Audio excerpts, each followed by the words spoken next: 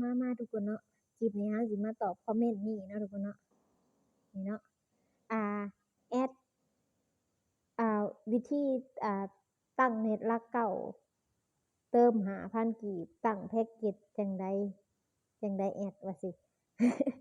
เนาะทุกคนเนาะเดอะพอดีข้อยหาจะติดตั้งแอปนี้มาเนาะแอปYouTube Studio นี่เนาะ Studio นี่เนาะข้อยบ่เห็นคอมเมนต์ของทุกคนขอโทษหลายๆทุกคนตั้งแต่2ปีที่แล้วก็มีเนาะตั้งแต่เฮิงนั่นแหละเพิ่นส่งมาเนาะว่าวิธียืม data บัตรหลักเก่าเฮ็ดแนวใดนี่เนาะเพิ่นก็ถามมาตั้งแต่2ปีที่แล้วเนาะแต่ว่าอันนี้เราก็แอดวิธีตั้งเน็ตหลักเก่าเติม5,000กีบตั้งแพ็กเกจจั่งใดแอดนี่เนาะอันนี้เราก็9วันผ่านไปข้อยเราก็ติดตั้งแอป Studio มาเนาะเราก็สิเห็นเนาะแจ้งเตือนว่ามีคนคอมเมนต์สิ่งต่างๆนานาแต่ข้อยบ่เห็นข้อยใช้แต่ YouTube เนาะทุกคนเนาะก็ขอโทษขออภัยมาหลายๆเนาะทุกคนเนาะที่ว่าช้าในการตอบกลับเนาะทุกคนเนาะมีแต่ส่วนร้ายถ้าเฮาสิเว้ากันจะมีคนติดต่อไปทาง Facebook เนาะเขาบ่ค่อยเขาคอมเมนต์แต่ข้อยบ่เห็นเนาะทุกคนเนาะก็ขอโทษขออภัยหลายๆนะมายังนาทีนี้เนาะตอนนี้เราสิมาตอบวิธีการสมัครdata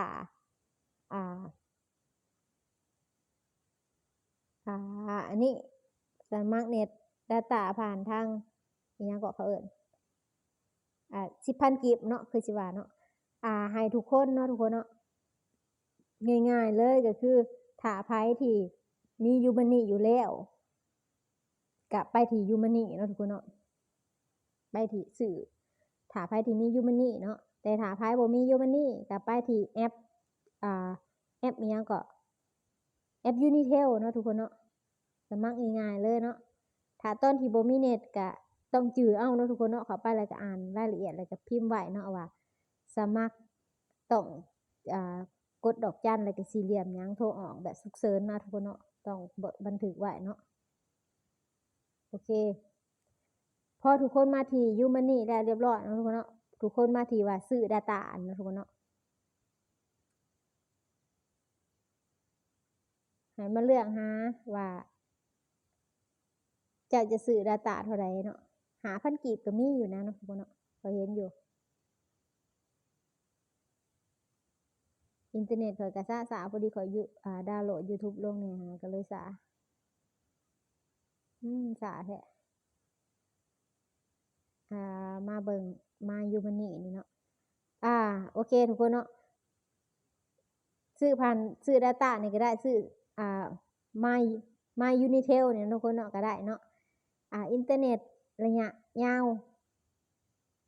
5,000กีบสิเป็นอินเทอร์เน็ตระยะสั้นเนาะทุกคนเนาะ5,000กีบเนาะระยะสั้นเนาะมันมีระยะสั้นนี่3,000กีบ2มื้อเนาะทุกคนเนาะระยะสั้นบัดนี้15มื้อ40,00010มื้อ7มื้อ7วันเนาะ10,000 7วันเนาะแล้วก็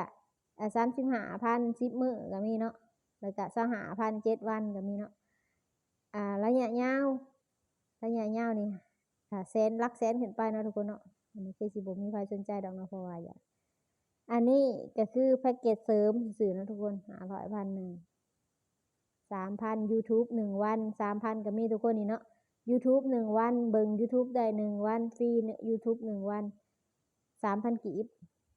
เนาะ 10,000 กีบ3วัน YouTube เนาะ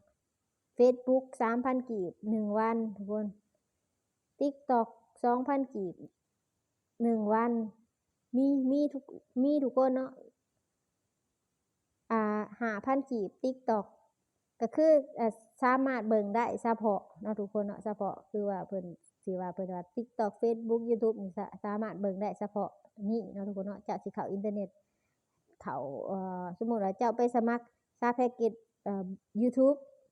จะมาเบิ่งจะมา Google บ่ได้เนาะทุกคนเนาะเบิ่งได้แต่ YouTube เนาะนี่เนาะอันนี้ก็ Google 3,000 กีบลงทะเบียน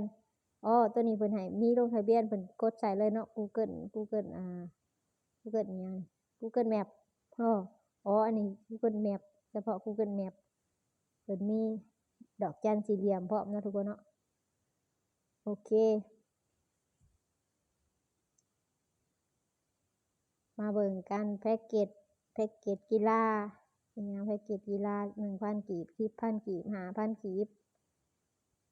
นี่เนาะบ่ได้ยากทุกคนเนาะวิธีการก็ได้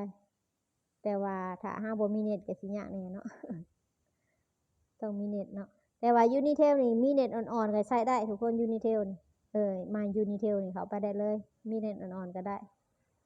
บ่ได้มีเน็ตบ่มีเน็ตแข็งก็เข้าได้นะทุกคนเนาะก็คือว่าหมายถึงว่าบ่มีเน็ตมีเน็ตน้อยๆแบบสัญญาณบ่แรงก็เข้าได้นะมา Unitel นี่เนาะแต่ว่าพวก Umani นี่ก็สิยากๆแหน่เพราะว่าเพิ่นต้องใช้เน็ตหลายเนาะ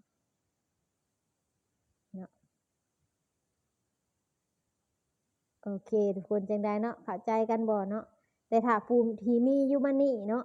ผู้ที่มี Umani อยากได้เงินอยากได้อินเทอร์เน็ตฟรีก็บ่ได้ยากเด้อทุกคนเด้อไผที่มี Umani ให้มาที่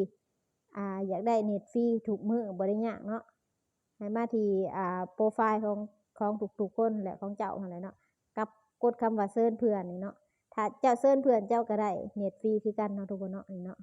อ่านเบิ่งขอตกลงเนาะก็ตกลงแล้วก็ส่ง SMS เชิญหมู่ถ้าหมู่ก็มาสมัครเฮาก็ได้เน็ตฟรีคือกันเนาะทุกคนเนาะบ่ได้ยากเนาะแต่ถ้าบ่มีก็ไปที่มา Unitel เนาะโอเคจังใดเนาะจังใดก็ตามเนาะฝากกดไลค์กด Subscribe กดติดตามหน่อยเด้อสบายดี